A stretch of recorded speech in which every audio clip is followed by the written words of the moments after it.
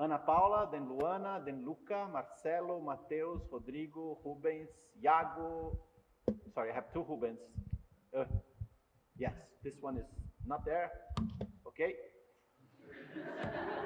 Oh, it's the old one. This order, okay? So these are the flash talks, which are 3 minutes. All right? All right. So let's start with Ana Paula. Good afternoon. My name is Ana Paula. I'm a master's student at UFES, and my advisor is Professor Hermano Velten.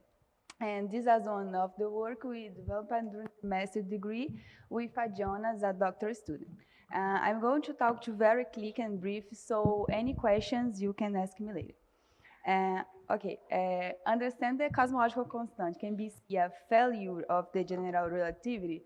Alternative theories arising and attempting to eliminate the cosmological constant and explain the acceleration of the universe as a consequence of the geometry of the space-time. A such theory is FRT, where R is the Ricci scala and T is the trace of moment energy tensor. We start the modified action. The first part is related to geometry, and the second is to matter. As in general relativity, we can obtain the modified freedom equation. We did a search of model that FRT that we have in the literature, and basically this boils down this. Alpha, beta, gamma, and N are three parameters. We split the general model into two simple models. The first is called two-power model, and the second is the exponential model. Our goal is to find in the concordance region for the free parameter space for each model. For this task, we use three different observational information. First, we shall use the analysis of the data set available in this table. Our goal in order to calculate statistical confidence level. This blue contour show 1, 2, and 3 sigma region statistical confidence level. Here for the first model, and here for the second model. Second, we calculate the age of the universe for this theory. We assume the age of the universe cannot be younger for this galactic globular cluster. And we represent the age of the universe for the dashed line. Second,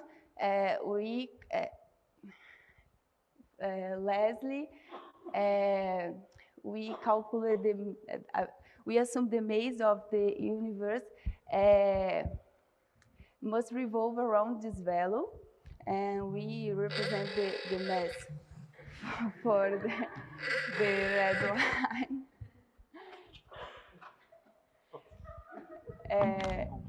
Here for, we represent for the red line, here for the first model, and here for the second. In conclusion, the dark region represents the statistical confidence region.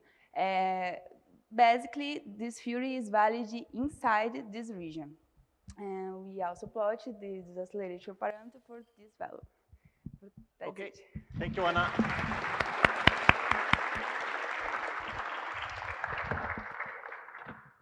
All right, so next up we have Luana.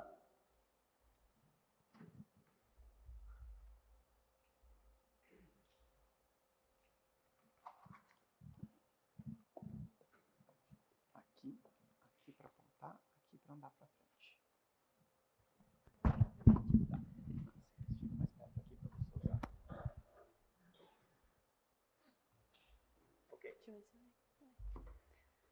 Hi everyone, my name is Luana Padilha. I'm from Brazil, Paraná. And I'm going to tell a little about my master's work in compact central object, a source of the high energy cosmic rays.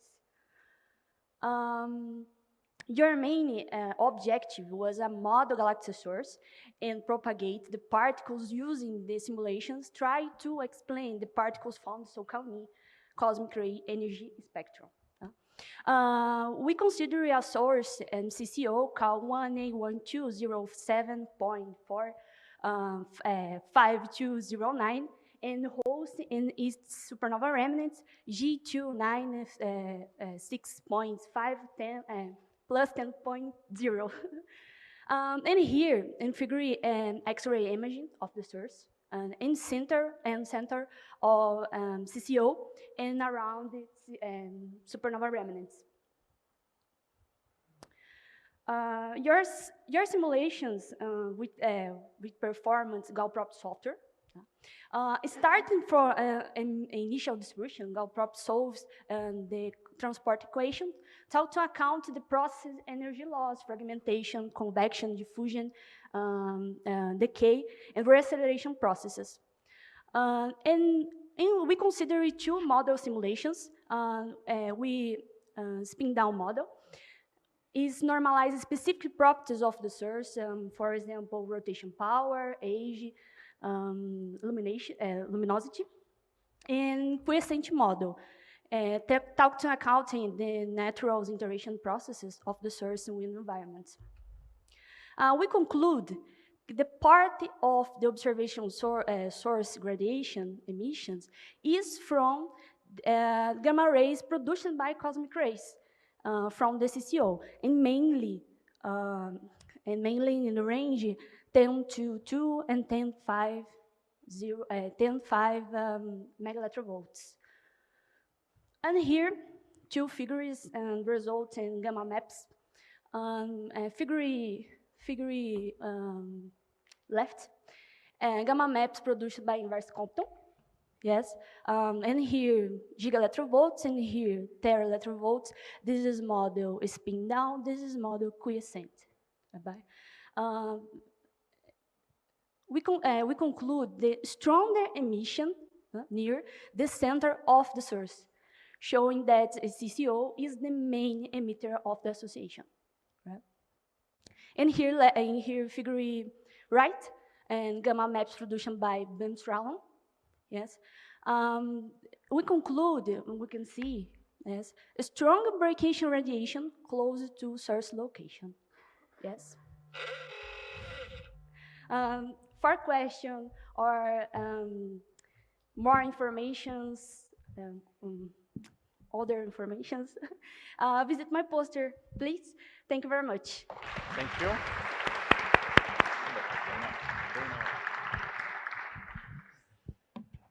Okay, now Luca.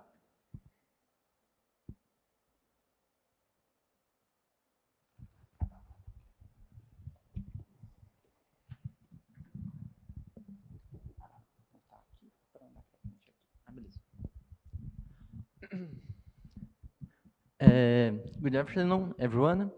I will present my master search at USP, Campus São Carlos. Well, my supervisor, Ion, have said to you about the annihilation dark matter approach. You consider two dark matter particles annihilating and producing stable standard model particles.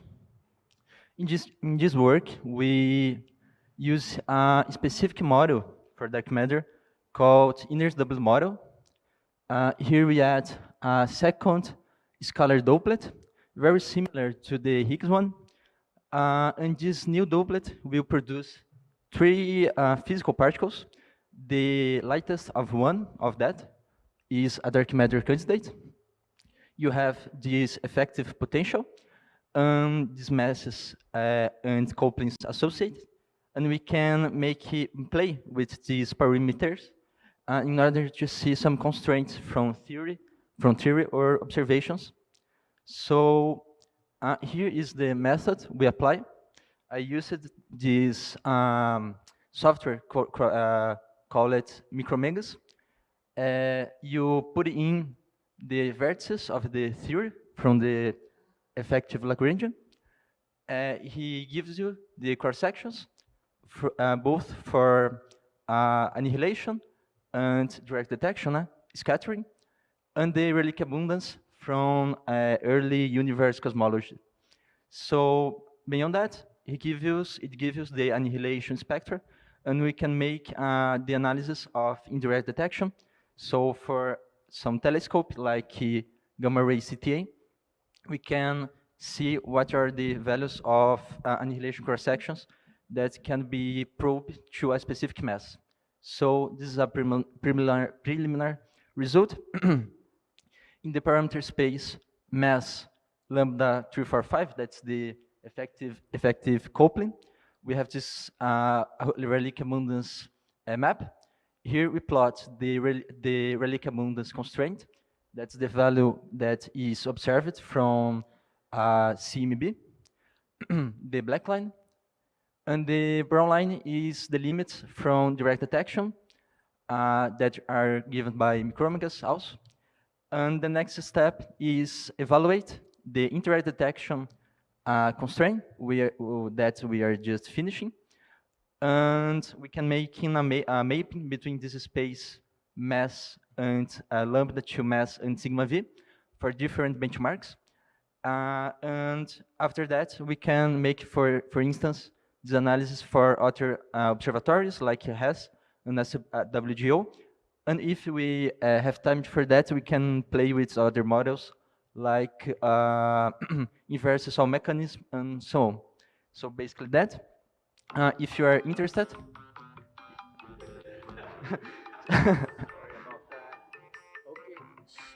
So if you are interested, you can see my poster and talk to me later. And that's it. Thank you very much.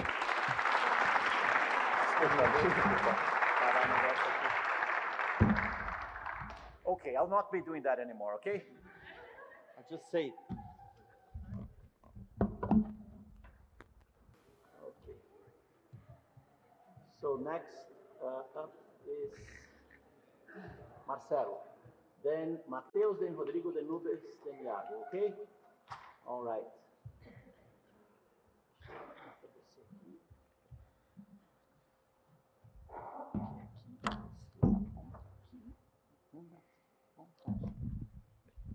Hi, everyone. Thanks for having me. Thank you, Raul, and everybody who's organizing the school. So today I'd like to briefly discuss with you and introduce my research topic, which is dune sensitivity to CP violation with sub-GeV atmospheric neutrinos. I wish I had time to explain in more detail what dune is, but I'll just skip through that and take for granted that you have at least heard about it. If not, please come talk to me if you're interested.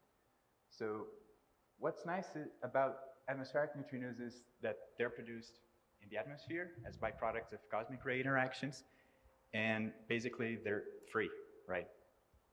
So what happens is that the charged particles come, interact with nuclei in the atmosphere, hadronization happens, pions are produced, and these pions decay into neutrinos and antineutrinos. They can basically come from everywhere, and in fact they do. So what's nice is when they come from below the horizon, they go through the matter potential, which affects the oscillations. And that basically enhances our sensitivity to CP violation. And sub-GeV, well, that's interesting because dune has a great potential for that energy range. Cherenkov detectors don't have a good resolution for that because generally the kinetic energy of the proton lies beyond the Cherenkov threshold. And with liquid argon time projection chambers, we have great capabilities to reconstruct events, either in direction and energy. And a couple of years ago, there's been this phenomenological paper where basically they argued that dune is competitive for CP violation. And we're interested in these kinds of events with charge current events with M protons, M equals 0, 1, and 2. And that's basically how we separate the flux, because 0 protons is antineutrino rich kind of topology, and 1 and 2 are neutrino-rich kinds of topologies. And that's the result they obtained. You can see here that they can basically rule out some region of the delta CP range with more than 3 sigma, and that's what we hope to achieve in our search. So everything has been done at a phenomenological level, and our goal is to reproduce, develop that same analysis within Dune's framework with full simulation and reconstruction. That's it. Thank you. Thank you.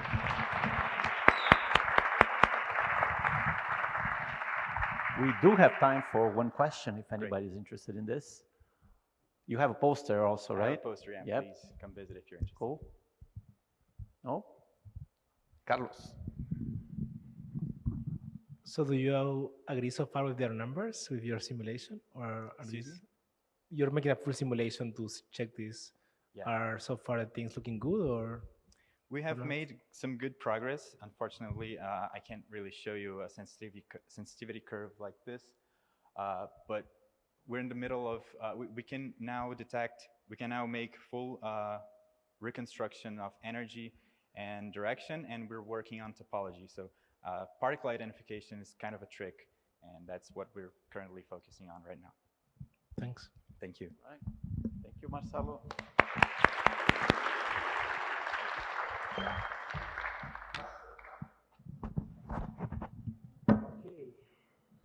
So, Deus.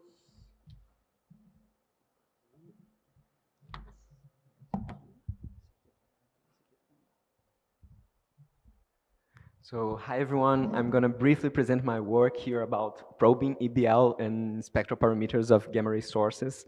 So, let's just have a brief idea of what is the EBL, the extragalactic background light. You probably already know, but the second most intense background radiation field in the universe, comprised by light of the UV, optical, and infrared.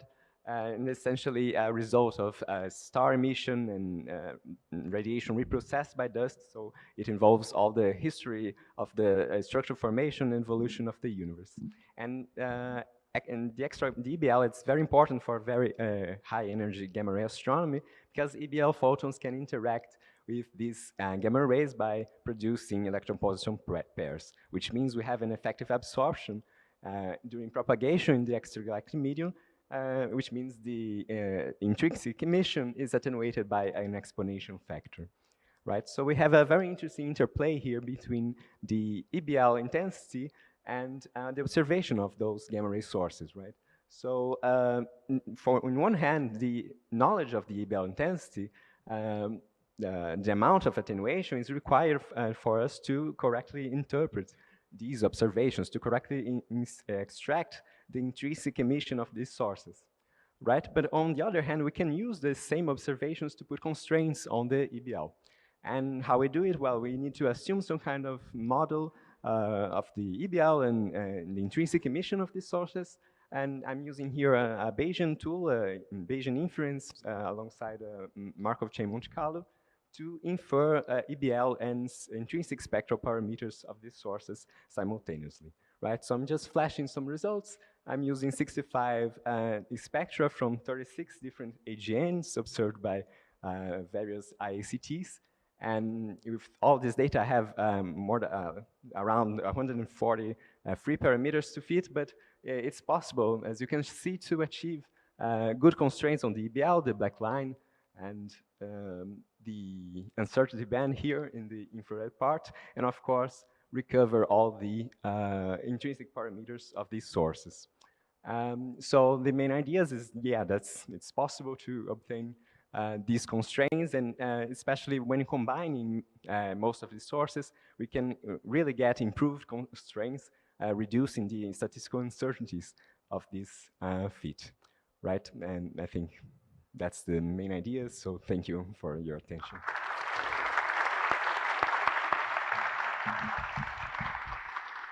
One quick question? No? Okay, Armand, can you shout it?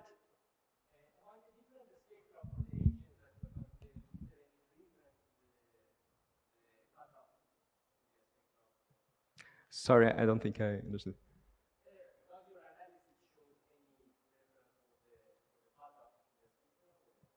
Um, yeah, and not necessarily. I didn't quantify it where the cutoff would be, and I think it also depends on the intrinsic spectrum of the source. Some sources I model as simple power loss, and others have some intrinsic curvature also. So, thank you.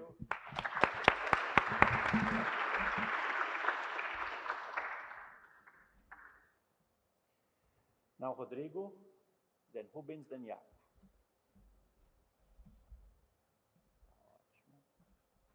Aqui para apontar, aqui para andar, tá bom? So, hello everyone. I will talk about this work, a connection between TV gamma ray flux and cosmic rays in the galaxy NGC 1068. So, the key ideas of this work is to obtain information about a possible ultra-high energy cosmic ray source using multi-messenger astronomy, so using gamma rays and neutrinos.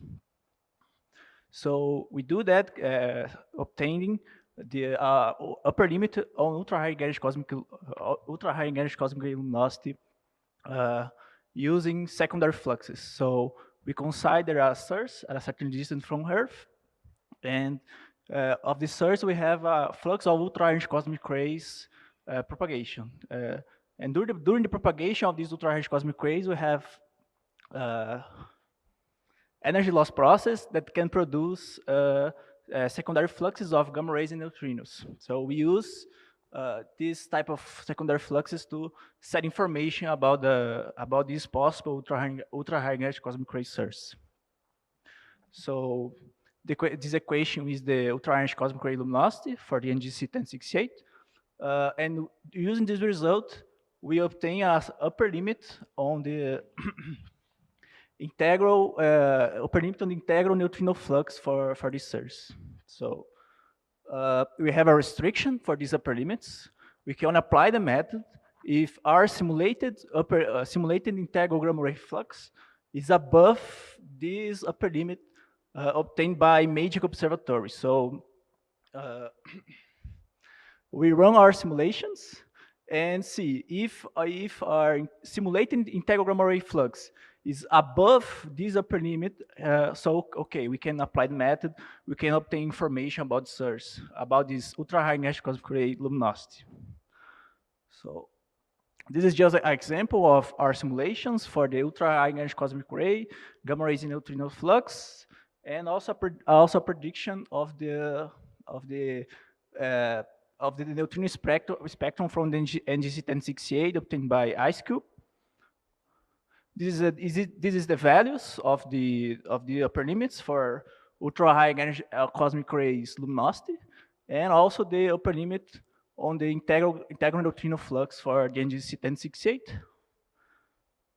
And this is, thank you. I have a poster here, so please welcome to see it. We can still have a few seconds for questions for Rodrigo, if anybody wants to ask. Carlos. So do you assume the source is transparent to gamma rays, or is there a gamma ray opacity of the source? The idea is to consider that we have a propagation of ultra-high cosmic rays. Okay. So this gamma ray, these ultra-high cosmic rays generate these gamma rays. So it's not a gamma rays coming directly from the source. It's coming from the propagation of the ultra-high cosmic ray. Okay, got it. Thank you. All right. Thank you again, Rodrigo. Now, Rubens.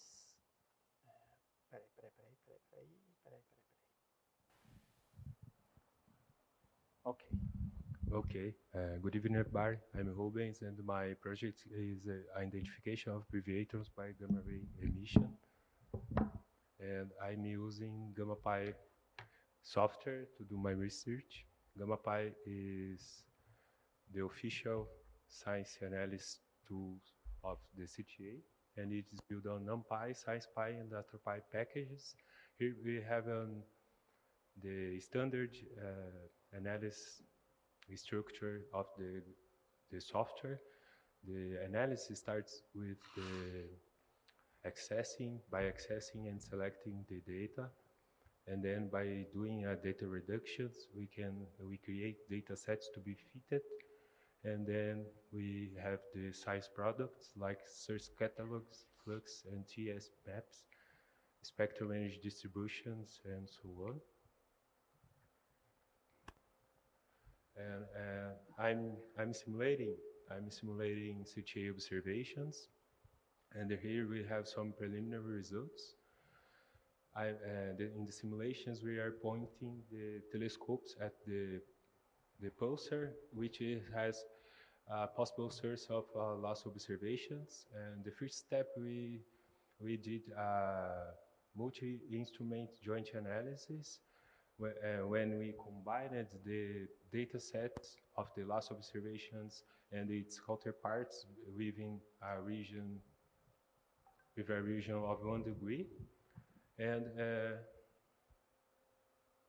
here we have one example of many analyses we did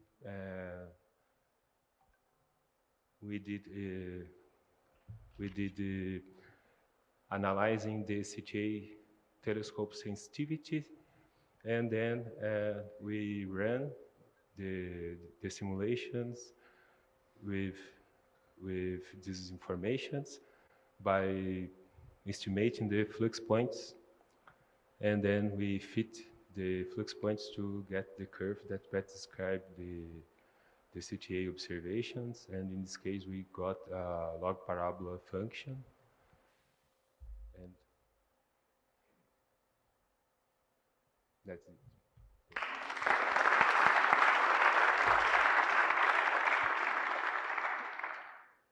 Okay, we have time for a question, perhaps. Also, no? Okay. Well, thanks for being again.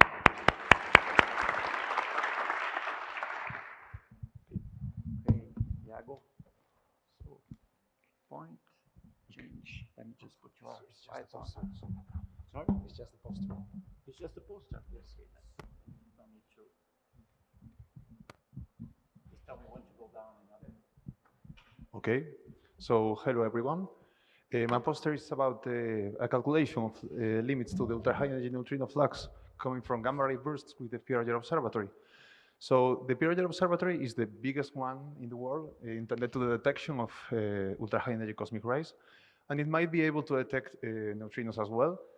To do so, it has a big array of water Cherenkov tanks, and in the edge of the array, it has like 4 buildings with fluorescence telescopes. Scroll down a bit. So the model that we have considered for the mission from the GRBs is the simplest one, which is the Watson and Bacall. So basically, we have a central engine and a jet, and internal shock waves. And the emission of neutrino emission is produced by photoproduction reactions of proton with ambient photons. This is our sample, which is from 2004 until 2021. We consider all the GRBs that were in our field of view, and we have over more or less 700. Please scroll down. So how can we identify neutrino showers from a background of cosmic ray ones? Well, neutrinos have a large mean free path, so they can basically interact at any depth in the atmosphere, and if they interact close to the ground, they will have an intense electromagnetic component that hadrons cannot have because they will interact in the top of the atmosphere. I'm talking about inclined showers here. This is the downward going high channel of detection, and we have another one which considers like tau neutrinos, upward going direction, that interacts in the crust of the atmosphere, creating a tau lepton that then creates an upward going shower. This is the Earth skimming channel. So we consider these 2 channels of detection. And well, basically, we didn't have any candidate in all the sample, in all the period. So we use a Feldman-Cousys approach to calculate the limits, and using zero event and zero background. So these are the expressions for the individual limits for each GRB and the stacking limit one. So, and these were basically the results. You can see how the individual limits have dependence with the altitude. because of the exposure of our detector, basically, which has basically the same dependence but inverted somehow. And these are the stacking limits considered on the GRVs, and you can see how the stacking limits are very close to the simple Waxman and Bacall model. And yep, that's basically everything. If you have any question or advice, you can talk to me directly. Thank you.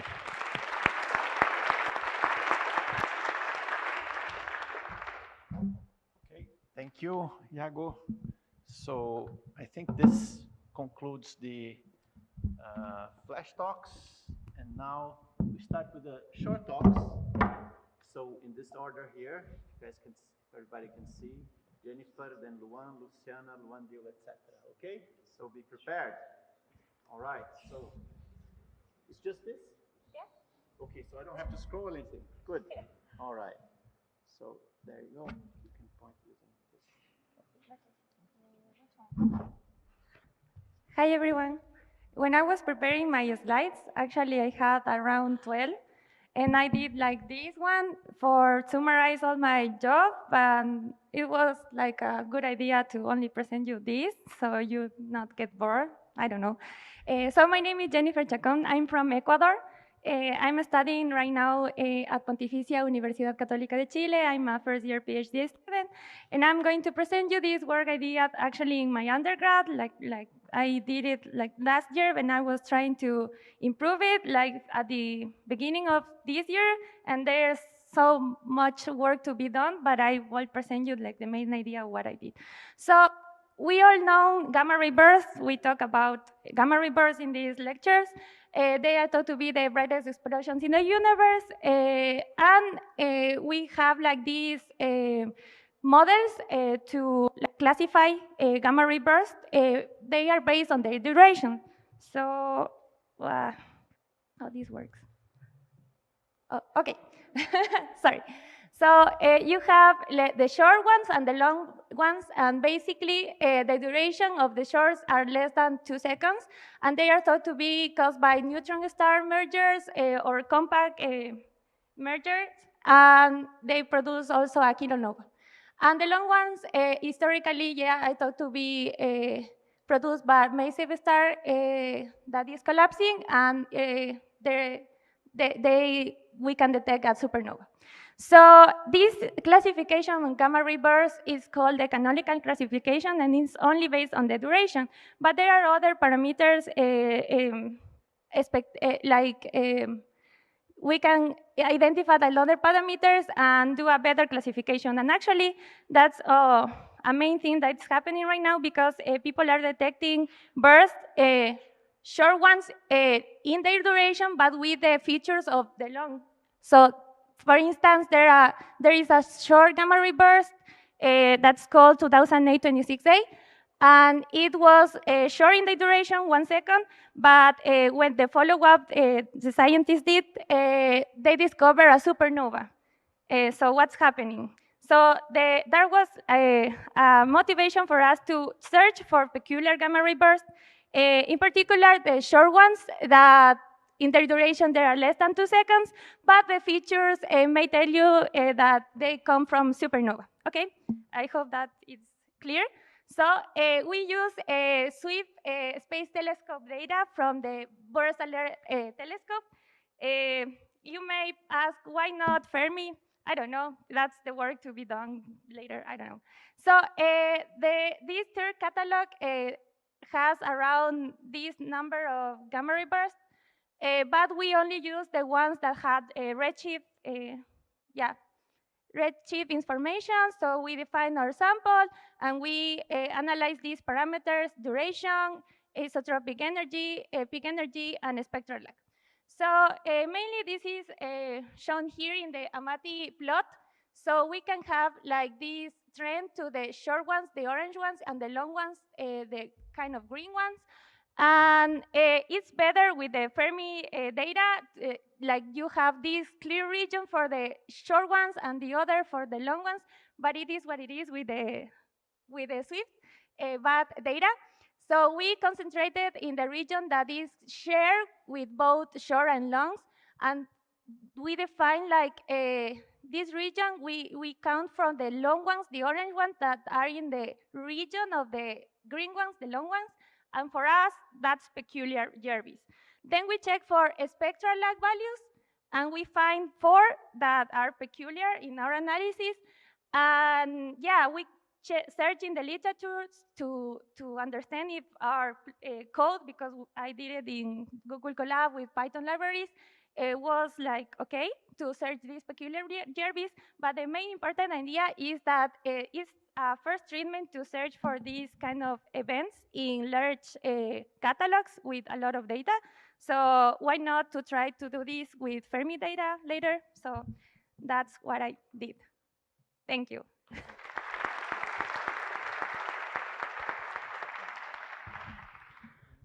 A question for Jennifer? Okay, Edivaldo.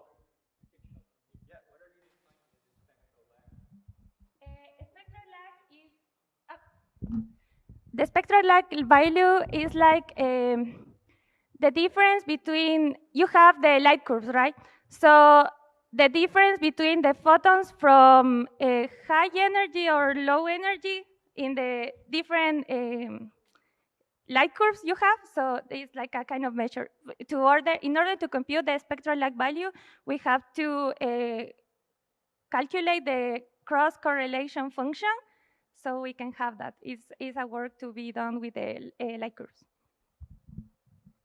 Okay, thank you.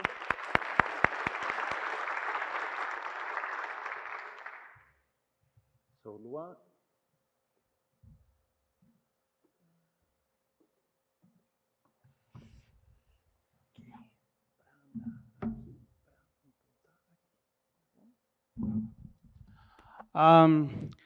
So hello everyone. I'm going to talk about the using deep learning to noise, extract astrophysical noise from astrophysical data. So my name is Luan Baraúna. I'm a physicist. So I do my graduation physics, also my master degree. But on my PhD, I step out of physics, and I'm doing my PhD on applied computing. So I'm working on artificial intelligence techniques and for astrophysical data. So I am very happy to talk with physicists because I usually work with computational scientists, so physics rock. That's so nice to be with you guys. I am on the second year of my PhD, and I am also part of 2 collaborations projects. One of them is from the Bingo Radio Telescope. It's a radio telescope built here at Brazil, and from the Vera Rubin LSST, I am a junior associate on the collaboration. So I am very interested in these instruments. One of them is the Bingo Radio Telescope, have I been talking right now. It's a radio telescope for cosmological signal, so we are searching for 21 centimeters mass distribution.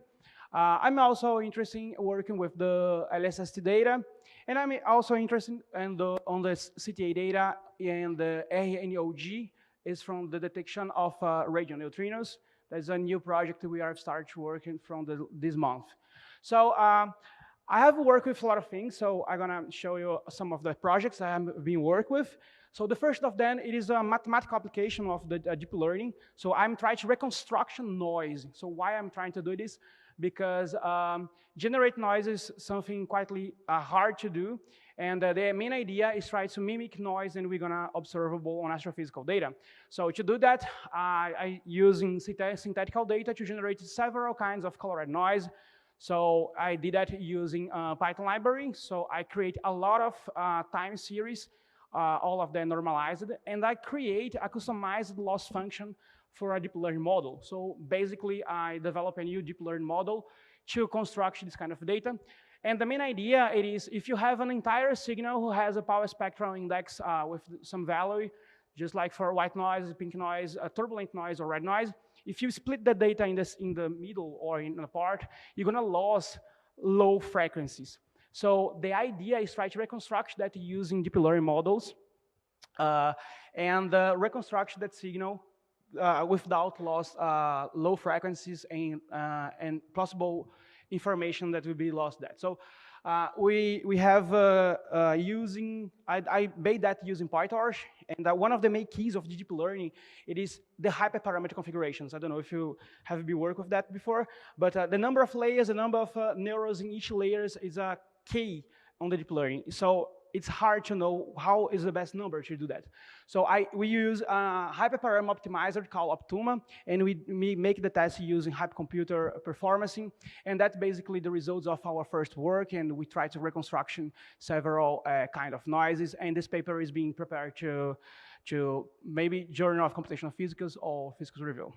So the other application is because I work with the Bingo radio telescope, and one of those, Bingo will be set on the Pernambuco, it's one of the states of northeast Brazil, and one of this radio telescopes is called Uirapuru. They are already taking data, and we have transient information, that's real data, so we have transients passing through the data, and we are thinking to try to extract this information and take only astrophysical information data from this. So this is one of our projects where we work right now.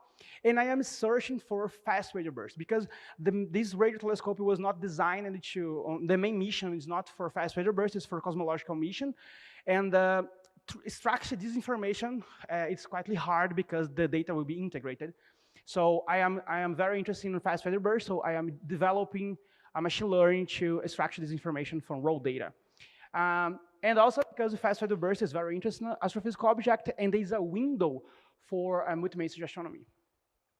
Another application is we are developing a deep neural network based on a technique that our group are developing called gradient part analyze.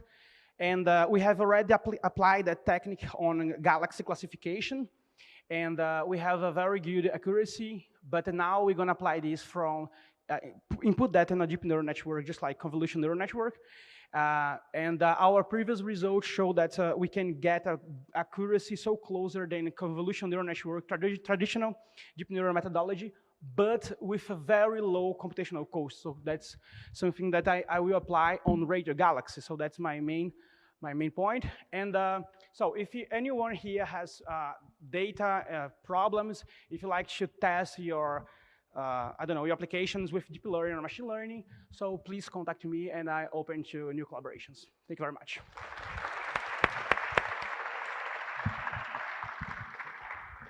Thank you, Rodrigo. All right. Not Rodrigo, Luan. Sorry about that. Luciana.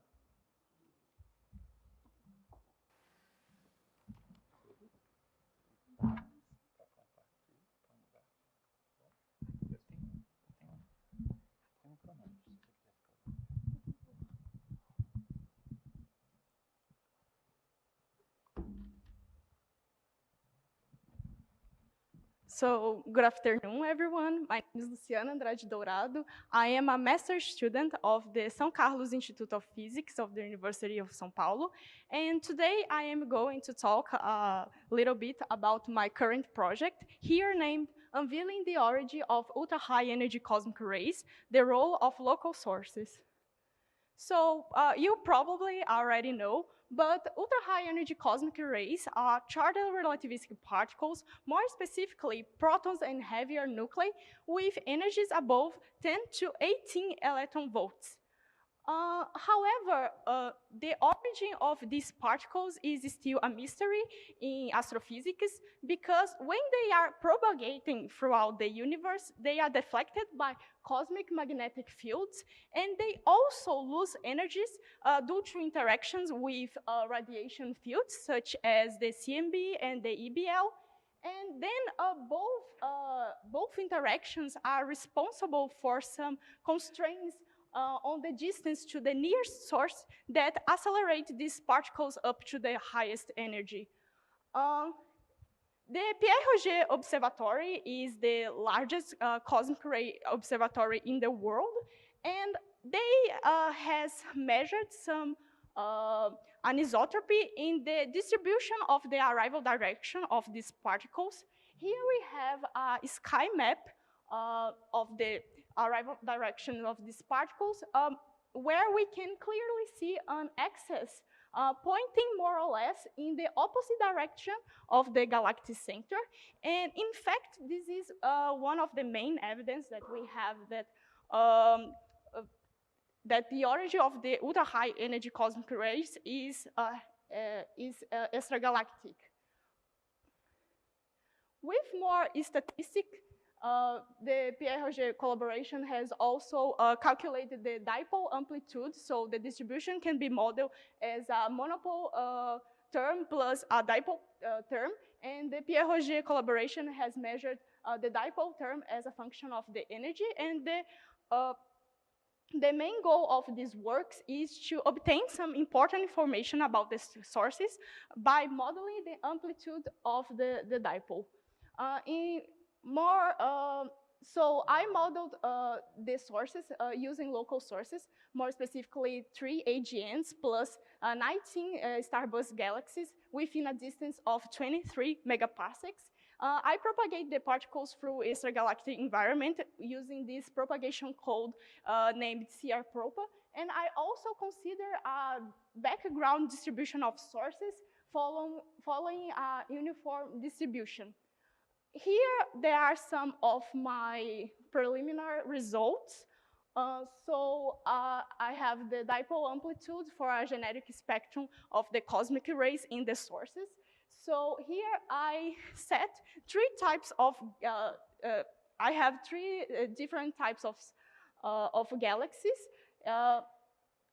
The dipole amplitude as a function of the energy for only AGNs, the dipole amplitude as a function of the energy for only starburst galaxies, and also a combination of both types of galaxies. And in particular, in these graphs, I am considering an equal emission of particles for all galaxies. In the case where we are considering both types of galaxies, I have that the starburst galaxies are dominated in signal, but the scenarios changed a little bit when I changed the type of emission for each galaxy.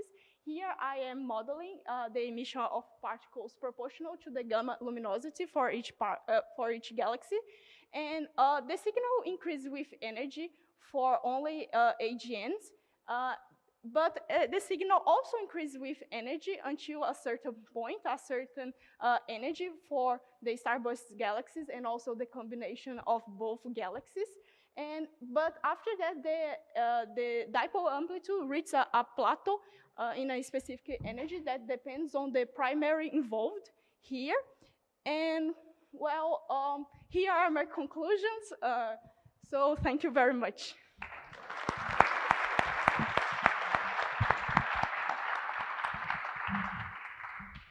Thank you, Luciana. Thank you. So I think the next is Luandil. So point change. Just put this one.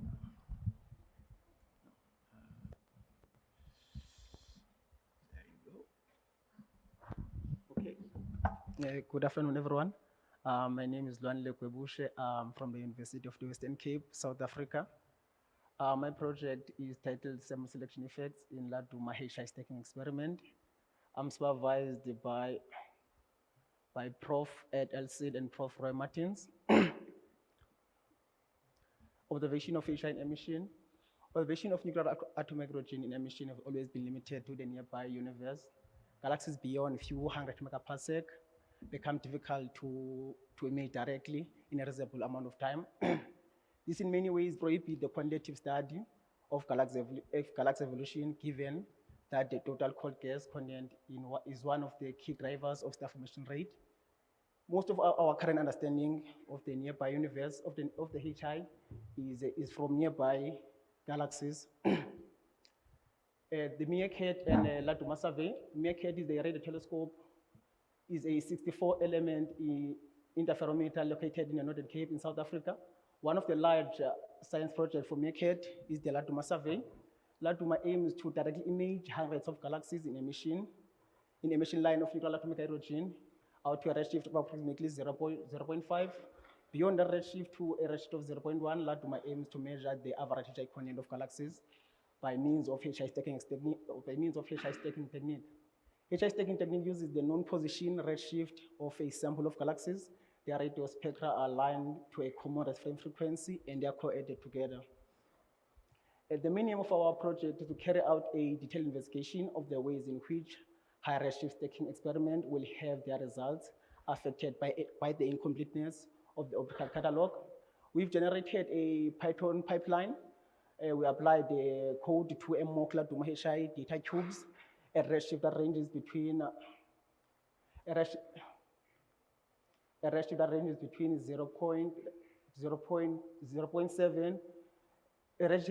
between 0.7 to 0.758.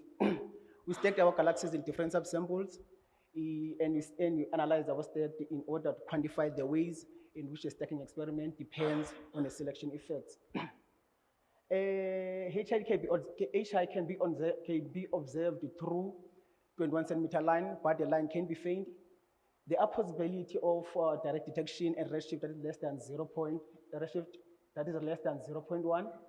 but a redshift higher than 0.1, there are no direct detection. So we have to stack our galaxies. I will briefly go through the method, like the HI stacking method.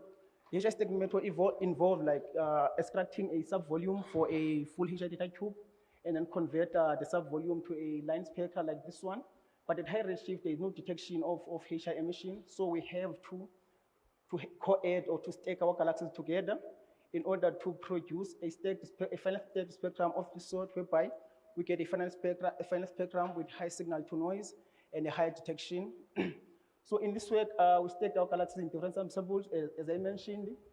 Here in these figures here show some of my resulting subsample stacks. From our stacks, we found that small galaxies, red galaxies, galaxies that are found in group, tend to have high contamination rate, and that means all the high redshift catalogs will be biased towards these certain galaxies. Since high redshift catalogs suffer from contamination rate, we corrected for contamination rate in our stacks using the method from 12 to 2022. And we found that here, these two figures show like the method that, the total method that we used. So we realized as we apply this method to correct for contamination rate in our stacks, we found that this method does not work precisely. It leaves the stacked spectrum with high contamination rate. And then we concluded that this method is not adequate to be used in future. So people can try like new correcting method when they're using the stacking method, because if they use this method, any quantitative analysis that they do, they will be overestimated. Furthermore, for the first time in this redshift range, we produced the HI scaling relations, and then we found that here I'm showing like the scaling relations that we produced, and we found that our scaling relations from the stack are in agreement with the literature. Furthermore, what we did, we studied the HI content in group and non-group galaxies. Here I'm showing like the non-group and group galaxies. We separate our galaxy sample into group and non-group galaxies using the friends of friends algorithm. Here on these two figures, I am showing the stacking results for the two subsamples. And then we found that the non-group galaxies are HI richer than group galaxies.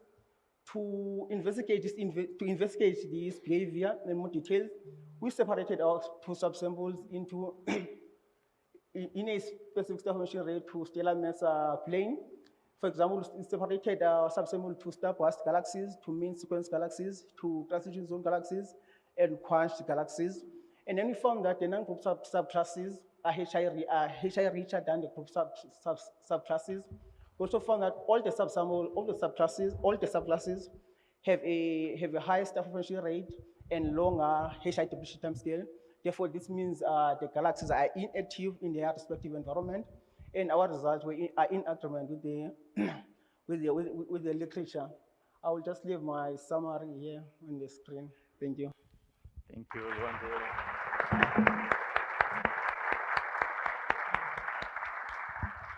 Thanks a lot.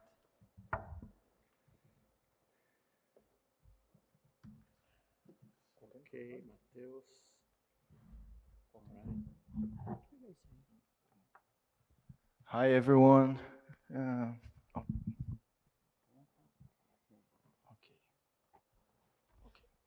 First, let me say thank you, Raul, the organizers, the professors. I'm having a really great time here at school. So my work, it's a little bit theoretical, I think. So Okay, very. So, uh, I did this work with Professor Ramos, Rudney Ramos, at the State University of Rio de Janeiro. And I did in my master's, okay, I'm changing the area, the things that that I'm doing now. I'm trying to get into cosmology, but I'm still in the first year, so I will present things that I did in my master's. So, and you can apply this to astrophysics, but we didn't, so, okay. I will try to tell you. There is a loophole in literature, okay?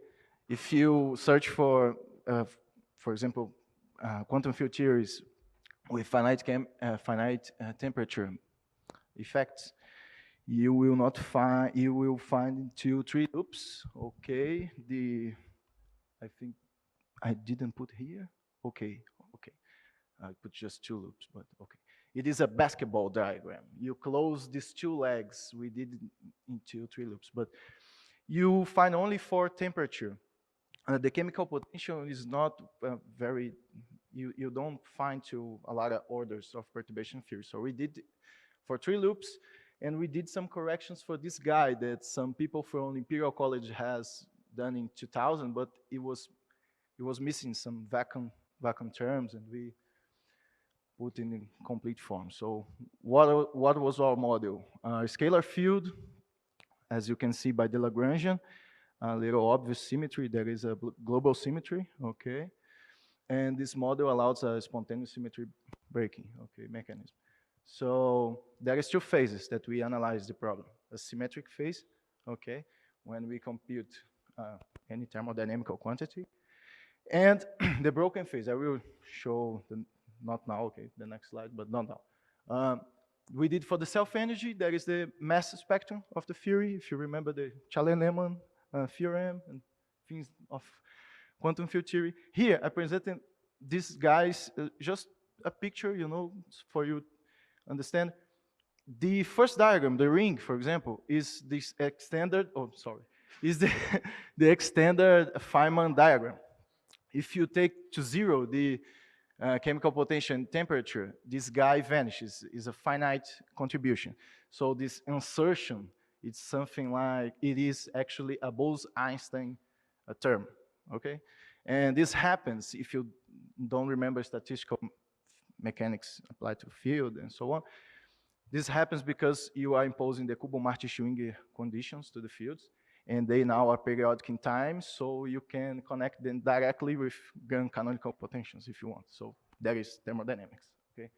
And this has pathologies. Weinberg showed that in 80s, okay? You can lost the perturbation theory up to high orders. So quantum corrections like 3 loops, 2 loops, and so on. So we need to resum, and you need to apply a technique for that. So you can do Schwinger dies on Borel resummation, whatever your heart wants, but we did optimized perturbation theory. It's a technique that my professor at the time was a specialist, and we apply. So you have a principal minimum, you know, you need that. You put by hand a parameter, and you run everything. You normalize, calculate the diagrams, okay. So this corrects the perturbation spectra, you know. If you look at the orders that I put in the orders of the coupling, the perturbation theories, the perturbation breaks down. So it is normal. It's a pathology of thermal field theories and when you compute quantum corrections. So the optimizer perturbation theory now is reliable, and you can, we did for a large quantities, like even sound speed. So I didn't put here because of time, of course. And we also analyze the broken phase. There is the phase transition. And there are also pathologies that we was trying to finish in the end of my master's. But okay, we did not, but that part is okay, and it's about to be published, I hope. And here we have a phase transition, and that is the problem. Just to finish, okay? When you have these resummation techniques in thermal field theory, there is a problem. This should be undergo a second order phase transition. So if you do Borel resummation on any other we will find this pathology. We was trying to solve this. So, okay, thank you.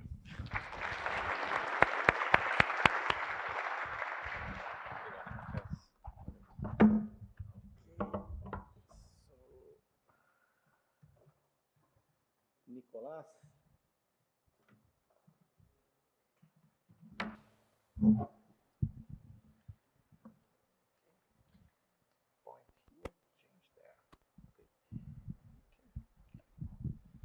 Hello everyone, I'm Nicolas, and I will be talking to you about cosmic rays. Well, you have seen this spectrum many times before. The most important things you have to know is that even though the majority of the cosmic rays are protons, when they get more energetic, they get heavier. And as you know, the deflection of the cosmic rays is because of magnetic fields. So when they get heavier, they have more charge and they deflect more too. You also should notice that above 10 to the 20 electron volts, we only get like 1 particle per kilometer square per 1,000 years. So the really small flux. And well, that they come from other galaxies at higher energies, and it's mostly from close by galaxies, like 10 megaparsecs. Well, to be able to measure this slow flux, we have the Pierre Rocher Observatory that is really big. Like, this is Sao Paulo in scale. You know, we took like 2 hours to do all this with the highways, and this is all flat farmlands. It's all wet, so it's really very big things to do. It has 2 types of detectors: the surface detectors that are water Cherenkov tanks, and the fluorescence detectors are UV telescopes that detect the light emitted from the air when it interacts with the extensive air showers. So my work, I studied the arrival direction of the cosmic rays. You know, this is the equation that tells you how they are deflected, but at extreme high energies, ultra high energies, you can linearize this equation doing this integral along the path of the source. As you can see, also the charge of the cosmic rays is inside the constant. So we use this equation only assuming constant the composition of the cosmic rays for a given source. The idea then is that cosmic rays coming from the same source will look in the sky aligned in the direction of D and separated from their source like inversely proportional to their energy. So that's what we do. We take the data, the arrival direction and the energy of the cosmic rays, and we fit this equation and see if it's a good fit or not. If it's a good fit, we can get the position of the source. So I did that first for the whole sky.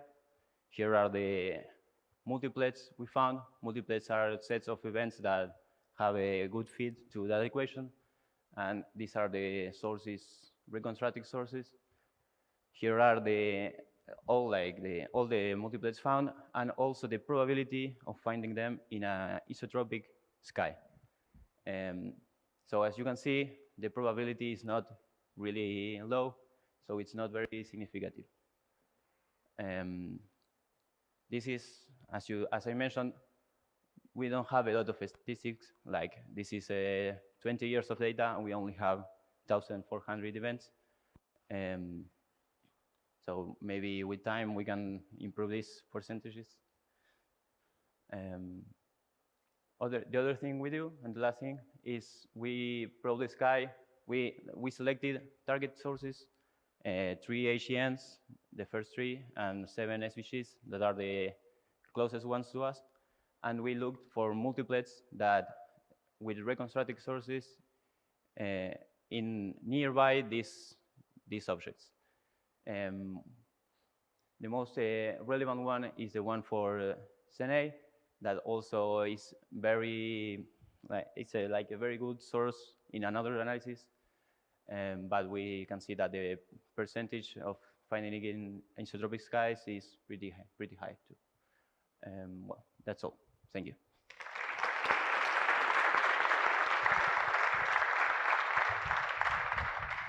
We have time for a question here.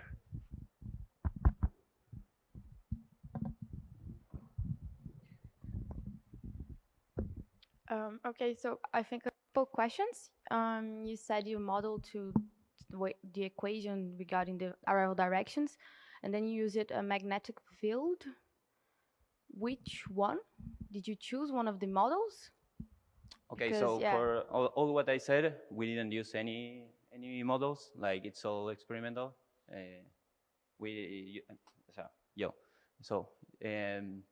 Yeah, for this equation to hold, you need energies higher than a certain energy, and to find that energy, yeah, we use the magnetic field models. And you're We assuming used galactic only. galactic only, SHAEF12 model, okay, and without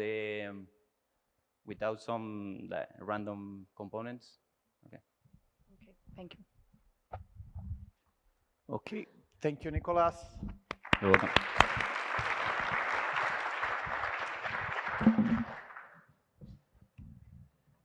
Now, Nora. Okay, all right. No point, change. Good to go. All right, hello everyone. I'm Nora Sherman. I'm a PhD candidate at the University of Michigan, and today I'll be discussing finding optical counterparts to binary black hole mergers. Now, before we begin, quick confession. The last time I looked at this slide deck was Thursday. After that, we actually had a follow-up for the experiment I'm on. So if you have any questions, you can also ask about that instead. But I'll begin this talk with a quick recap of pretty much everything we learned last week when we had the gravitational wave talks. Starting with, you might remember there is a tension in the measurement of the Hubble constant, h0, the current rate of expansion of the universe. And that tension arises when we look at measurements of h0 from early versus late time data, such as CMB versus type 1a supernova data. The Dark Energy Survey Gravitational Wave Group, SGW, aims to relieve this tension by performing a standard sirens measurement of h0, which is kind of independent of traditional methods, meaning it escapes some of the systematics of those measurements. And we do this by measuring getting data, gravitational wave and electromagnetic data from a single source, the binary coalescence of dead star remnants. So you might remember 1708-17 came up a lot last week, and 1708-17 is, of course, the first ever optically detected binary neutron star mergers. Binary neutron star mergers are great for standard sirens measurements because they are optically bright. We just have one problem, and that is we only have one kilonova ever found. So it would be really, really fantastic if we found a bunch more. In fact, if we found 49 more binary neutron star mergers, optical counterparts, we could reach a 2% precision on h0, and if we had 99 more, we could get that down to a 1% precision on h0. So all of this is great, beautiful, but again, we've only ever seen one binary neutron star mergers. So we have to ask ourselves, what if binary black hole mergers were optically bright? So that can only happen under very complex conditions. So the nice thing about binary neutron star mergers is that they have visible stuff to smash together and turn bright. That's an oversimplification, but roll with me here. Binary black hole mergers don't have that unless they have a circumbinary disk. So you might remember the talks on Thursday. Juan Carlos talked a little bit about this. And so if a binary black hole merger were in the center of an active galactic nuclei's accretion disk, it would have the ability to have a circumbinary disk itself, and then might be optically bright. Now, the accretion disks of AGNs are absolutely fantastic places. They encourage migration and repeat coalescence, leading to larger and larger binary black hole mergers, and this leads us to think that nearly 50% of all LIGO-detected binary black hole mergers in the previous observing run, called O3, might have originated in the center of active galactic nuclei. accretion disks. So we've actually got a sad little graphic I created here of what that might look like. So here are merging binary black holes and inside the accretion disk. So Juan Carlos presented a very, very detailed model. The model we're using in our search right now is actually really kind of simplistic. Not necessarily a toy model, but it really just says, has gas, smash gas, be bright. So in that case, this is the bolometric luminosity. We come out with this. Gravitational waves, they carry off linear momentum, meaning the final mass product is going to be kicked back in its environment. So in an accretion disk, if we've got a binary black hole merger that has accumulated a circumbinary disk, that circumbinary disk can then be smashed against the surrounding environment, creating something optically bright that follows this luminosity equation. So we've got a nice plot over here that shows how the luminosity might depend heavily on the mass of that final product, as well as that kick velocity. So in this plot here, we have actually got a couple of DES-GW followed up binary black hole masses. So real event data sort of here in, I believe, the dashed lines, and then these straight lines just indicate the maximum LIGO detected values. So for our search, what we're doing is we are re-evaluating some of the DES-GW searches to find binary black hole mergers. Now, we've done this a lot over the last 8 years. We've tried, well, not 8 years, the last couple of years that we've been following up on LIGO events. We've looked for optically bright binary black hole mergers and have found nothing. So what we're doing now is we're reprocessing those events with an eye to looking at AGNs. And over here, we just have a kind of back of the envelope idea of how our searches might perform against this model here. So feel free to talk to me later if you have any questions. Thanks a lot.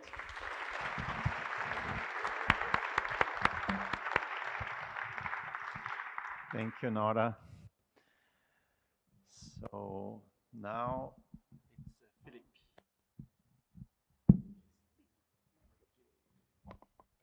Hello, hello. Okay. Point. Okay, very technological. So, hello guys, my name is Philip Dark. I'm a master's student at CBPF, okay? So, my presentation today is more deep learning, okay? It's about DeepStep, a deep learning tool to automate the step transient detection, okay? So, STEP is an imaging survey hosted on CBPF that use images from the S+ main survey, okay, to look and find for kilonovas, supernovas, and that type of astronomical transients. Okay, so our main goal is to speed up the step transition detection by lowering the number of images that needs a visual inspection. Okay? So our approach is to train a convolutional neural network in real difference image data from the step pipeline. Okay, sorry.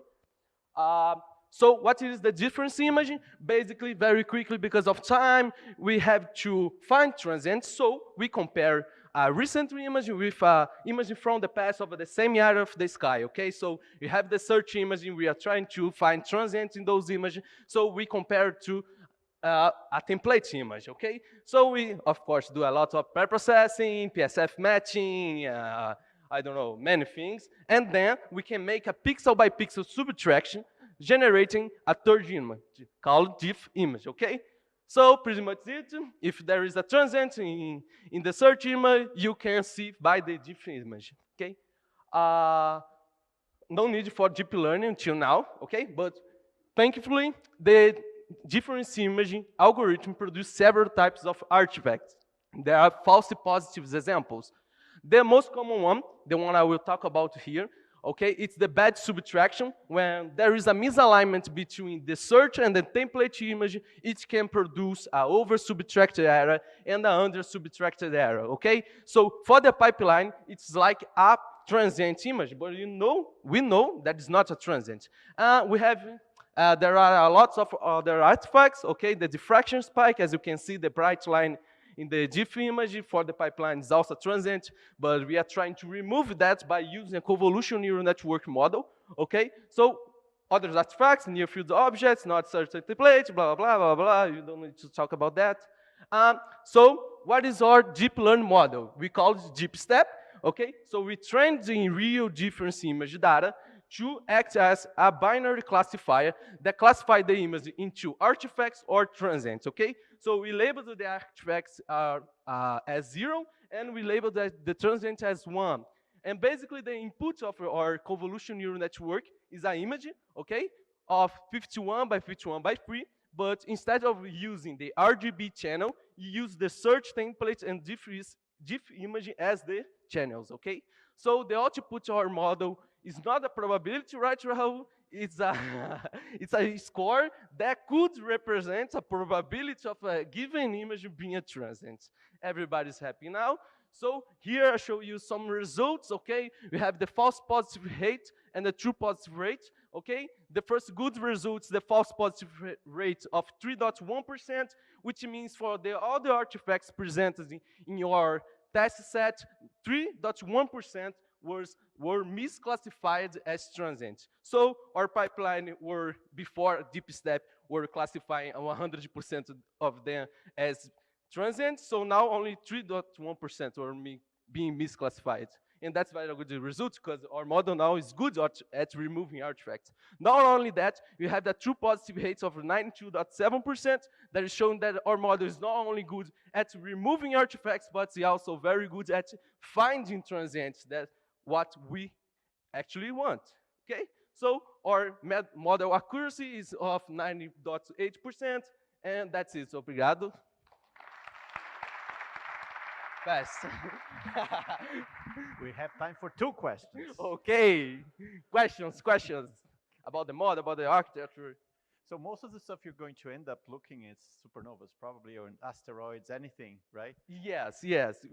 We actually look for a follow-up on kilonovas, but it's a survey hosted on CBPF, it's a small survey.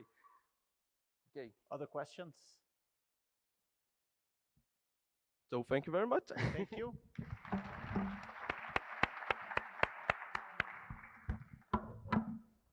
Oops. Okay. Samuel.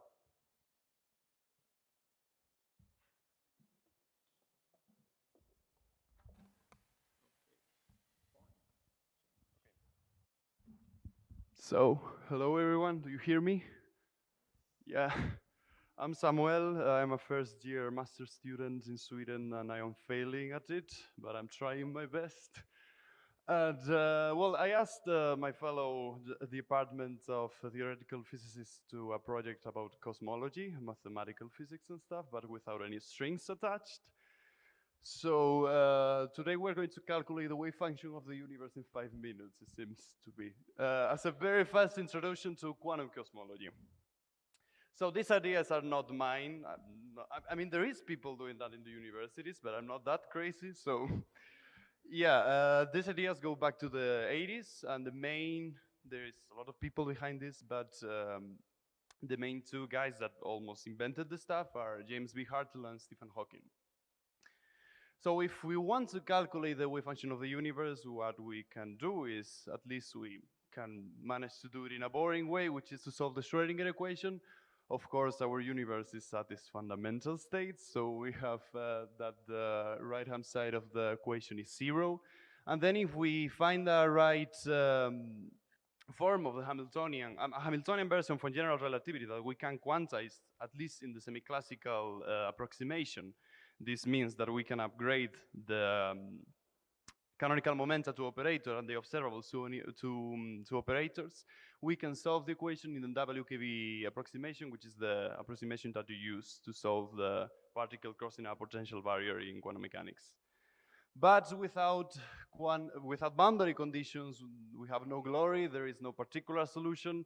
So since the 80s, there has been like a Cold War between the East and the West with Hartle and Hawking telling everybody that no boundary proposal is the right path, and the East with Alexander Vilenkin telling that the channeling proposal is the right way. But that was not very fun. I mean, I'm talking about the wave function of the universe, but what I just did is to calculate to solve the Schrödinger equation. So at least we know another way to calculate probabilities in quantum mechanics, which are path integrals, and it's a more powerful way. So in quantum mechanics, particles can cross, in order to go from one point A to another point B in space-time, in principle, they can cross all paths. So they can go through straight lines, but they can even go to Mars and come back. And we have to account for all those possibilities if we want to calculate a probability, right? So a path integral is the tool that gives us that result. So if we want a path integral for the multiverse, what we need is, we are not talking about particles moving in space, we're talking about universes that, at least in our current paradigm, are described at very large scales by a particular spacetime, so a particular metric, and a particular matter field configuration, right? So instead of having to sum all over those physical paths, we need to sum all over those pairs of values that are composed of metrics and quantum matter field configuration, sorry. If we sum all over all of those, we in theory have an expression for the path integral for the different universes that can exist. And one of those possible universes that has a Friedman-Robertson Lemaitre-Walker metric and at least one inflaton field at the very early stage has a probability of a creation that we can calculate in principle with this integral. So thanks.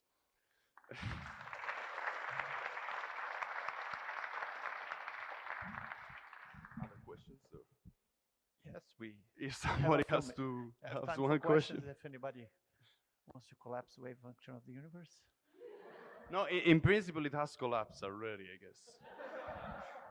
So how far can you really go with this path integral formulation? Sorry, how? How far can you really go? I don't know. Okay. I mean, I think it's unsolvable. I mean, it's like in the original paper of Stephen Hawking, I think it's like an idea, but it's not something that they calculated in very specific toy models, in very specific approximations, and I mean, all of the calculations I know are made on the semi-classical limits, and most of the people working on this, I think they are doing string theory to solve it. So. Okay, thank you so much.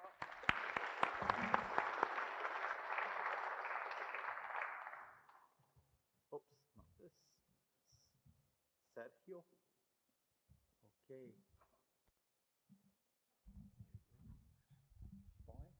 Point, change.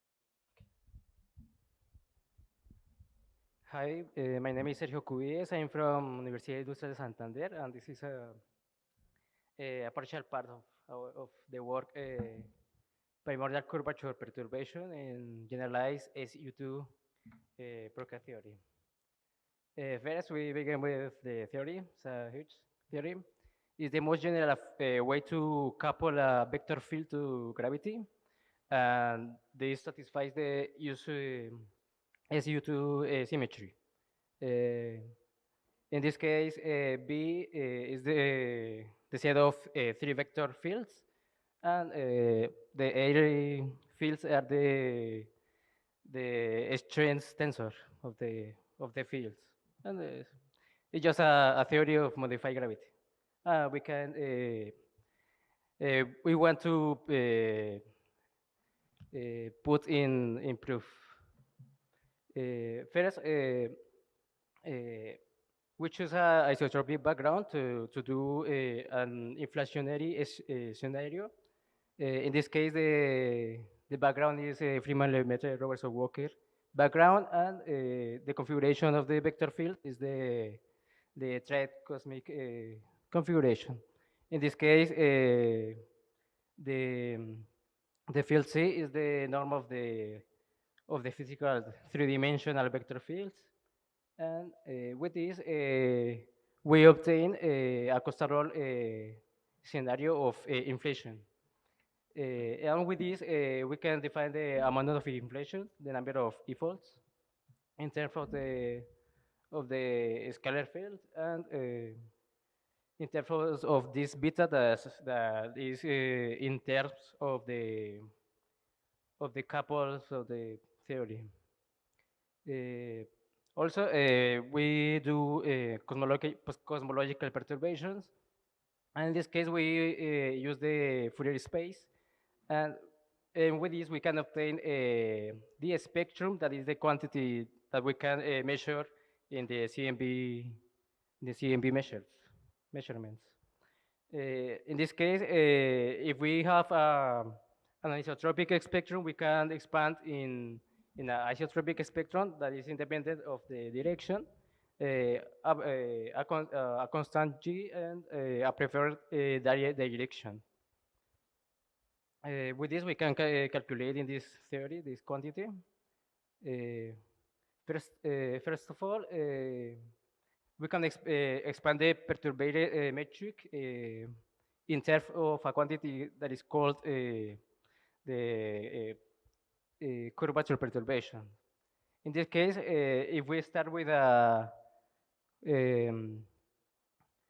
flat slicing, we end with a slicing of the uniform density, we can obtain an expression of zeta in terms of the fields. That's because the number of e-volts is dependent of the fields that is contained in the theory. In this case, we can expand the curvature perturbation in terms of the fields and the number of e-volts of each of the fields. With this, we can calculate the quantity. Also, we are in a background that is isotropic and homogeneous, and we can choose all of these ansatz for calculate this quantity. All the directions are the same, and this is the case. And with all of these,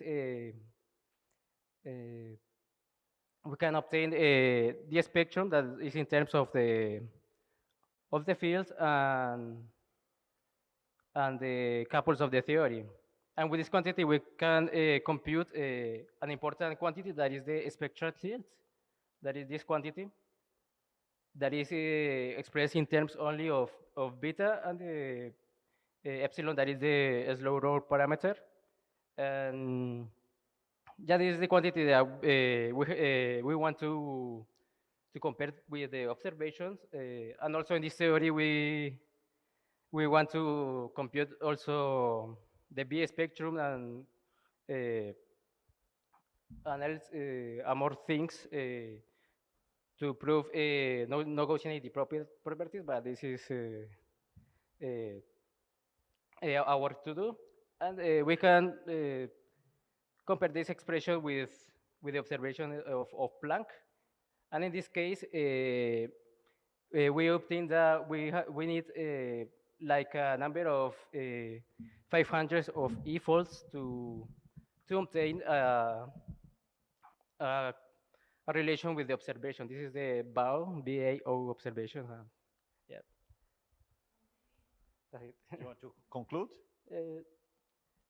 This is a partial one. This is the all I expose today. And the idea is this quantity. With this, we can constrain the value of beta. That is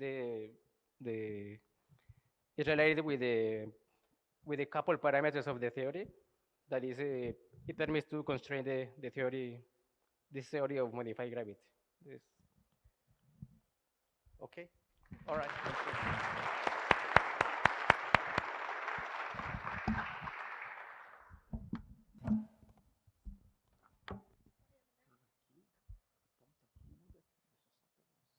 Now we have Stella.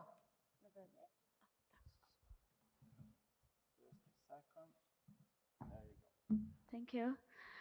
Hello, everyone. I'm Stella. I'm PhD student at Astronomy Department at the University of São Paulo. And in my PhD research, I'm studying the connection of magnetic field amplification and the cosmic ray propagation in the diffuse part of galaxy clusters. So, as Luciana told very well, we don't know the propagation, the origin of the extragalactic cosmic rays, I mean the ultra-high energy cosmic rays. But there is another thing. We also don't know the origin of the diffuse flux of neutrinos and gamma ray background. But some measures of the energy flux show that they have the same energy flux that can indicate that they have the same source. And in our research in our group, we have this paper. I forgot to put the reference, please, forgot it. We prove that we can have the diffuse gamma rays and diffuse neutrinos come from the same source. And we already know from a lot of lectures and short and flash talks that there's a lot of sources that can be a potential sources to accelerate cosmic rays in the extragalactic. But we still have the galaxy clusters. Okay, nobody said about that. But why it's a very potential source? Because we are talking about the largest gravitational structure bounding the universe. We have a very huge source with magnetic field, and this source came from the, how can I say that? The collisions and the mergers from the small structure to do this big structure. So you have very violent process that can release a lot of amount of energy. So you have a very turbulent environment. So you have a huge structure, you have magnetic field, you have energy, so you can accelerate cosmic rays due to the turbulence, due to shock waves, and something like that. So we still study this source in our group, but now I need to talk about my work. What's the next step forward? Now I want to study the connection of the cosmic ray propagation and the magnetic field turbulence present in the background. So I told about another open question because we still don't know the origin of magnetic field. This magnetic field came from astrophysics source, or this magnetic field came from amplification. You have a seed that was amplification by turbulent dynamo. So what do you do? I will study the amplification of magnetic field by turbulent dynamo in this diffuse environment and study the connection with the cosmic rays and the radiative losses in individual clusters. So I want to have a more real value of this flux of this cosmic ray propagation. But the life is not so easy. We are not talking about a very nice source because you have a hot plasma, you have a very diffuse environment, so you don't have collision, so it's too hard to have dynamo works on that. But you have a turbulent environment, and you will still measure magnetic field. How it's possible? Because when we study solar plasma, we can see that appears a lot of instabilities like fire hose and mirror that can increase the collisionality. So it's still possible to have turbulent dynamo acting in this environment. And I'm using Pluto to do the simulation where we include all these ingredients like viscosity, resistivity, all the bad things that all the time we neglected. It's very sad, but now they are here, and we include the hard wall limited to include the mirror and fire hose, and you have these maps, or it's better to see here, you have this amplification of cosmic rays up to the observable values. Here you have the MATD model, and here you have how we need to be if you use a real MATD model with a hard viscosity, because you don't have a lot of collision. So you have a high viscosity here, so you couldn't amplify magnetic field. So why they use MATD? Because normally they produce this magnetic field using the MATD model. You can do that because the physics can explain that you have a high collisionality because of the I have problem with the word, Sujay. Okay. Because of the instabilities. So here we explain much better how the physics works and why we can use MATD to prove that, but you have still some problems, but that's it. Thank you. Now we're gonna propagate cosmic rays.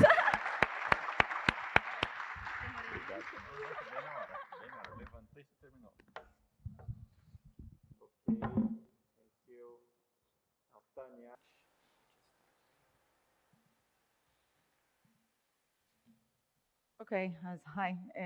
My name is Tanya. I'm from Israel, Ben-Gurion University. And in my research, we're trying to probe dark matter using gravitational lensing. Okay, so start with gravitational lensing.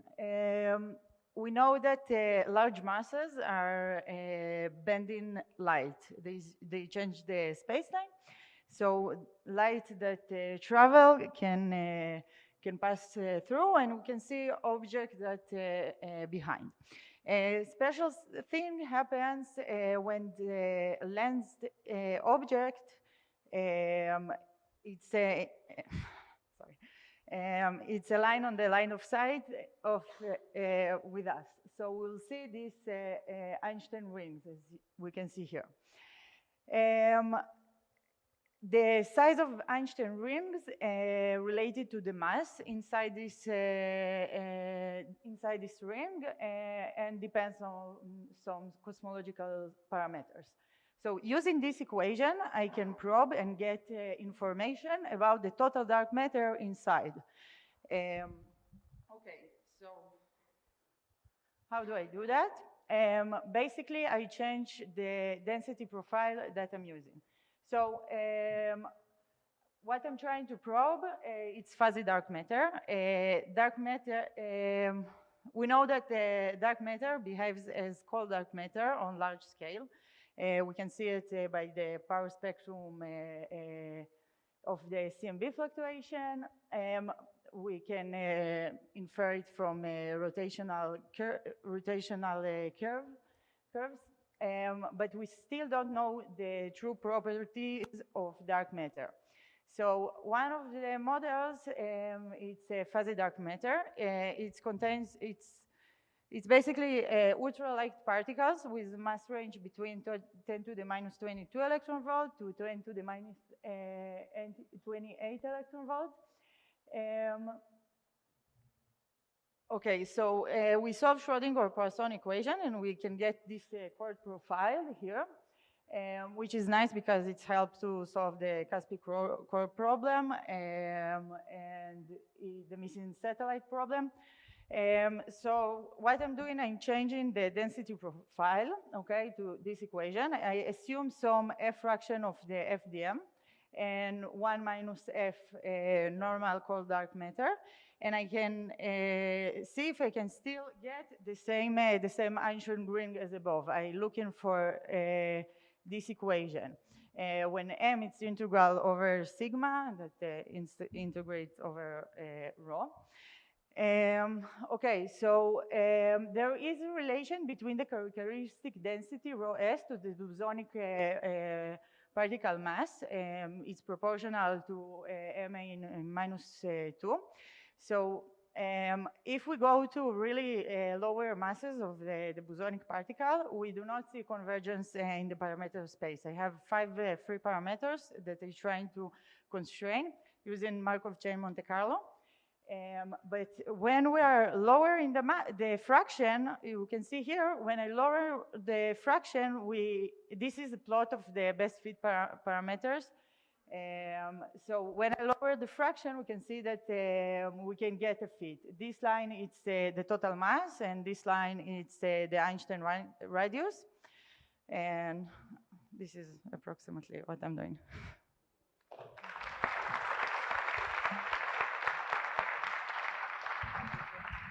We have time for questions. Enrico. Thanks, Raul. So how do you're just looking at gravitational effects, right, of fuzzy dark matter. So how do you distinguish between fuzzy dark matter and normal cold dark matter? Because the density profile is different. So the fuzzy dark matter, I taking this soliton chord profile that it's the solution for the Schrödinger-Poisson system for this ultralight particle. I add in to this NFW tail to get the same observation. And just CDM, I taken for now NFW profile, but maybe we'll check another CDM profiles. Okay, I see, thanks. So the fuzzier the dark matter, the larger the Einstein ring gets, is that it?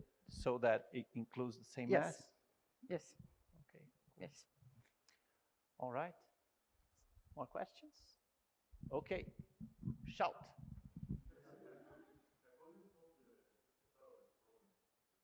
The what? The what? The missing satellite. Okay, so the missing satellite problem because solving because for a very small mass. Okay, we can define the de Broglie wavelength for this particle. Okay, and beneath this de Broglie wavelength, there are suppression of small structures. So. I think we get for, I don't remember exactly the numbers, but I think that for 10 to the minus 22 electron volt, we get order of galaxy size. So yeah, there's the suppression of small structures. Okay, thank you, Tanya.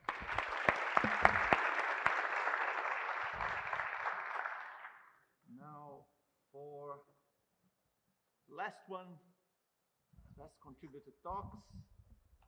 William. Wait. Point, change. Hi, everyone. Yeah, I'm William. I'm gonna talk about some few results of my job for dragging effect around slowly rotating stars in my gravity theories. I mean, just a few results. The more interesting, I think. Just to put you in context, there are a lot of modified gravity theories. I mean, a lot. But you can classify them in 4 places. Just about how you build it, yeah? We focus on this strategy of construction. And this is just adding new degrees of freedom different to the geometrical ones, which is torsion and non-metricity. So it's just to add fields different from the known and see what happens. No? In this context, well, we work with 3 different theories, adding a scalar field, a vector field without internal symmetries, which is the generalized Procca theory, and a vector field with an internal SU2 symmetry, which is the same theory that Sergio taught you just a time ago. This one also works, but I won't present anything about that because of the time. So these are the Lagrangians. Too big. The important thing is that this is the generalized SU2 Procca theory. When we remove the index group, the index group from the action, we recover the generalized Procca theory. We do this because we want to check for similarities and differences between the theories and like how to recognize them in the face of experimental results. This is not important. Now to check the frame dragging effect, we applied the Hartley method, which I told a girl talked to you about this on Thursday, which is just like a perturbation to the 0th order solutions, which are the static and spherically symmetric solutions. A perturbation in terms of, this is omega, which is the angular velocity of the star, right? And just to keep with the 1st order equations, that must be agree with the actually symmetric and stationary line element. This is the slow rotation limit. Yeah. This is essentially the differential equation that we have to solve, where this something, of course, depends on the theory that we consider and all the 0th order solutions that we solve. From this, we can have a lot of interesting results, but I will mention only 2, which is this. This is the pressure of the pressure profiles of the star. We say that the radius of the star is that point where the mother pressure vanishes, right? So this is the profile of the mother pressure. And we see that for some cases, the negative couplings parameter, we have bigger stars. This is the mass also for this theory, for the generalized Procca theory. And with because of the relation with the equation of state, bigger the star and more massive. So this is an opportunity, for example, to explain that strange object of 2.8 solar masses in that binary that I think that Irene talked about. This is a good opportunity. I mean, we have to study more, but yeah, there is hope. For the generalized procategory, the results are a little bit different. Well, also we have bigger stars, but not in comparison with general relativity, but in comparison with Einstein-Yang-Mills theory. But this has a problem because if you see, well, in general relativity and in generalized procategory, we have radius of 4 times this quantity L0, that is 1.4 kilometers, something like that. Here we have like 1 L0. And that we are having objects that are a little nucleus of neutron matter, like neutron stars, but very little, and a huge halo of boson, the boson vector, which this has never been observed in the but astronomers. So that's a problem. But it's also an opportunity. Well, this is the frame dragging. We see that the results change between theories, which is an opportunity to measure, to recognize signals from the theory against the results from general relativity in the face of frame dragging results or measurements. Some minutes, I'm finished. And also for the generalized SU2 procategory, but in the generalized SU2 procategory, we have a very interesting result. That is what we can banish all the baryonic matter and just keep the boson vector field. And this is a kind of solution that it's called solitons, that maybe you have heard something like that. And it's a candidate, for example, to black hole imitators. So this is a result. Well, this solitons has 0 dragging. So this is a kind of opportunity to find differences between black holes and solitons. This is some kind of observational perspective to measure frame dragging with, I don't know, production of X-ray and gamma ray in jets and measuring the dragging in the supermassive black hole, the center of the stars, the center of the galaxy, sorry. Yeah, things like that. And okay.